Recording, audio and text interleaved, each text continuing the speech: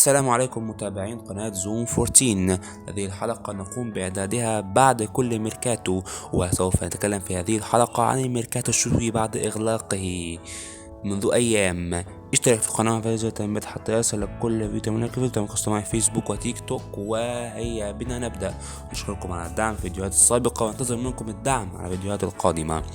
الميركاتو هذا الشتاء كان جيدا جدا، لم يتسم بالنشاط ولكنه كان رائعا بكثير من التعاقدات الممتازة للفرق. هناك بعض الفرق الأخرى لم تتم كثير من التعاقدات في خلال هذا الميركاتو.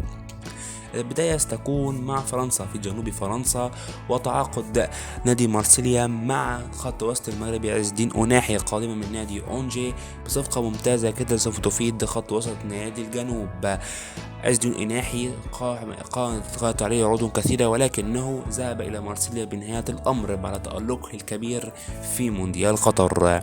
أما عندما نزل باريس سان جيرمان لم نجد أي تعاقدات تم بباريس سان جيرمان في هذا الميركاتو، ولكن ارتبط بعض أسماء بالنادي خصوصا حكيم زياش لاعب تشيلسي، ولكن لم تتم الصفقة بسبب بعض الأخطاء في العقود.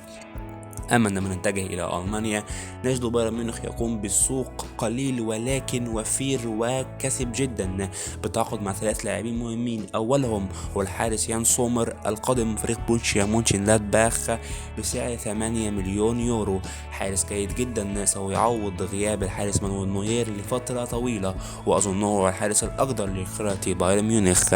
أما الصفقة الثانية هو المدافع داني بليند القادم من نادي أياكس أمستردام، مدافع خبرة، مدافع جيد جدا، وتمت الصفقة بانتقال حر. أما الصفقة الأفضل في ألمانيا والأفضل في البايرن هي التعاقد مع لاعب جواو كانسيلو بنظام الإعارة من مانشستر سيتي بعد كثير من المشاكل بين كانسيلو وجوارديولا. النادي بايرن ميونخ استعار كانسيلو، ولكن إذا أراد شراءه عليه يدفع 70 مليون يورو للانطلاقات الصيفية. أما عندما نذهب إلى إيطاليا لم نجد نشاطا ملحوظا في الدوري الإيطالي إلا صفقة انتقال ماركوس يورينتي مدافع نادي يونايتد إلى نادي روما بنظام الإعارة. أما عندما نذهب إلى إسبانيا نجد أن نادي أتلتيكو مدريد هو الأكثر نشاطا في الميركاتو بالتعاقد مع ميمس ديباي لاعب هجوم برشلونة بعد أن لم يأخذ الفرصة مع تشافي في برشلونة، ولكن أظن أن سيميوني سوف يعول عليه كثيرا خلال المباريات. وبسيرة أتلتيكو مدريد لاعب لويس سواريز لاعب برشلونة السابق وأتلتيكو مدريد السابق انتقل بعد أن ذهب إلى الدوري الأوروغواياني عن طريق بوابة جريميرو، انتقل إلى الدوري البرازيلي أيضا بصفقة حرة، ولكن أظن أن لويس سواريز يزال يتمتع بالعمر. اما عندما نذهب ريال مدريد فريال مدريد تم التعاقد مع لاعب اندريك، ولكن اظن ان اللاعب سياتي في الميركاتو الصيفي. اما عندما نذهب الى الدوري الاكثر صرفا في اوروبا هو الدوري الانجليزي الذي صرف الكثير من الاموال مما يتجاوز 800 مليون يورو. اظن ان الدوري الانجليزي وخصوصا نادي تشيلسي الذي تم الكثير من الصفقات خلال هذا الميركاتو. التعاقد مع الجناح الاوكراني مودريك من نادي شختار دونيتسك بصفقة كلفة النادي 70 مليون يورو، هي صفقة ممتازة جدا لنادي البلوز لتألق اللاعب مع شختار في دوري أبطال أوروبا خصوصا. أما التعاقد مع اللاعب والمهاجم جواو فيليكس من نادي أتلتيكو مدريد بنظام الإعارة ب 11 مليون يورو، وأظن أيضا أن جواو فيليكس إذا تحسن مستواه سوف يتم شرائه من قبل تشيلسي. أما بالنسبة لخط الدفاع فتعاقد نادي تشيلسي مع المدافع الفرنسي باديشلي من نادي موناكو أيضا بصفقة ممتازة، لعيب جيد جدا ولعيب صغير في السن. أما الصفقة الأكثر شجرا وواسعا في انجلترا هي صفقة انتقال انزو فرنانديز بطل العالم ولاعب بنفيكا الى نادي تشيلسي بصفقة تمت ب 121 مليون يورو، تكون اغلى صفقة في تاريخ الدوري الانجليزي وايضا اغلى لاعب ارجنتيني. الصفقة وثمن الصفقة سيضع الضغط على إنزو خلال مشاركته مع تشيلسي، ولكن أظن أنه سوف يتحسن وسوف يليق مع منظومة تشيلسي. عندما نتكلم أيضا عن نادي النشط في سوق الانتقالات هو نادي نوتنغهام فورست الإنجليزي الذي استعار اللاعب كيلور نافاز حارس المرمى من نادي باريس سان جيرمان، وأيضا التعاقد مع اللاعب أندري أيو من كريستال بالاس. أما ليدز يونايتد فتعاقد مع لاعب الوسط الأمريكي ويستون ميكيلي من نادي يوفنتوس أيضا، ولكن على سبيل الإعارة بعد المشاكل الكبيرة التي تقابل اليوفنتوس خلال الأيام الراهنة. أما نادي أرسنال فتعاقد مع الجناح البلجيكي نادي برايتون تروسوارد بعد تألقه في النصف الأول من الموسم، ونظن أنها صفقة ممتازة جدا لنادي أرسنال على مستوى خط الهجوم.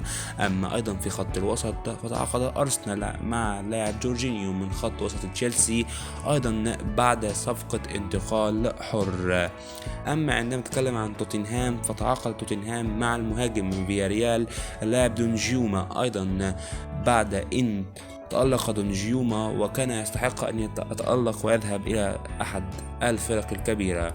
أما عندما نتكلم عن ليفربول فهو أيضا تعاقد مع اللاعب الشاب جاكبو من نادي بيس في اندهوفن بعد الكثير من المناوشات مع نادي مانشستر يونايتد، ولكن تمت الصفقة إلى ليفربول واللاعب تم انتقاله، ولكن لا يجب علينا أن ننتظر منه التألق مع ليفربول. أما عندما يذهب إلى يونايتد سيتعاقد يونايتد مع لاعب فينخورست الملقب بالكاميرا وو الذي سجل هدفين هولندا على الأرجنتين في مباراة كأس العالم، واشتهر بهذه الجملة، وأظنه سيكون إضافة لمانشستر يونايتد القادم من بيشكتاش التركي. ولكن أظن أن الصفقة الأفضل في يونايتد هي صفقة اللاعب سابيتزر الذي انتقل من نادي بايرن ميونخ إلى نادي يونايتد بعد إصابة إريكسن، وأظنها صفقة ستكون رابحة ليونايتد وسيستعيد سابيتزر مستواه مع النادي يونايتد. أما الصفقة الأكبر والصفقة الأكثر جماهيرية هي صفقة انتقال كريستيانو رونالدو إلى نادي النصر السعودي بصفقة حرة، ولكن بلغ راتب رونالدو مع نادي النصر السعودي 200 مليون يورو سنويا. ولكن هذه الصفقة لن نتكلم عنها الآن بشكل تفصيلي، سنتكلم عنها في حلقة أخرى نتكلم على ما حدث لرونالدو وما وصل به إلى النصر السعودي وما حدث له في الأيام الراهنة وبعد الشائعات والتكهنات الكثيرة. هذا كان ملخص ما حدث في الميركاتو الشتوي لأوروبا. فاشترك في القناة وفعل زر التنبيهات حتى يصلك كل فيديو منك من كنت معي في فيسبوك وتيك توك، تكون تحت في الوصف. شكرا لكم على التابع والاستماع، والسلام عليكم ورحمة الله وبركاته.